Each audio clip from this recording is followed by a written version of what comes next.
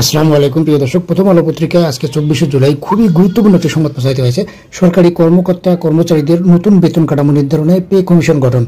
তো দর্শক, 24শে জুলাই দুপুর 1টার দিকে এই সংবাদটি প্রচার করা হয়েছে প্রথম আলো পত্রিকায়। তো সরকারি কর্মকর্তা কর্মচারীদের নতুন বেতন কাঠামো নির্ধারণের জন্য পে কমিশন গঠন করা হয়েছে। এই কমিশনের প্রদান করা হয়েছে সাবেক অর্থ সচিব জাকির আহমেদ খানকে। এই কমিশনে 6 মাসের মধ্যে প্রতিবেদন দিতে বলা হয়েছে। আজ বৃহস্পতিবার অন্তর্বর্তী সরকারের উপদেষ্টা পরিষদের সভায় এই কমিশন গঠনের সিদ্ধান্ত হয়। সভায় সভাপতিত্ব করেন প্রধান উপদেষ্টা অধ্যাপক মোহাম্মদ ইউনূস। প্রধান উপদেষ্টা প্রেস উইংস থেকে এই তথ্য জানিয়েছে। বর্তমানে 2015 সালের পে স্কেল অনুসারে সরকারি কর্মকর্তা কর্মচারীরা বেতন ভাতা পান। বর্তমানে সরকারি কর্মকর্তা কর্মচারীরা আছেন প্রায় 15 লাখ। 2 বছরের বেশি সময় ধরে দেশে উচ্চ মুদ্রাস্ফীতি বিরাজমান।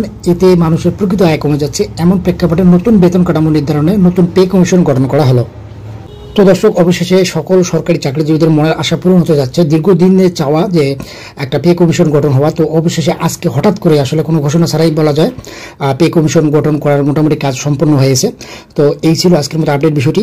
ধন্যবাদ সবাইকে, ভালো থাকবেন।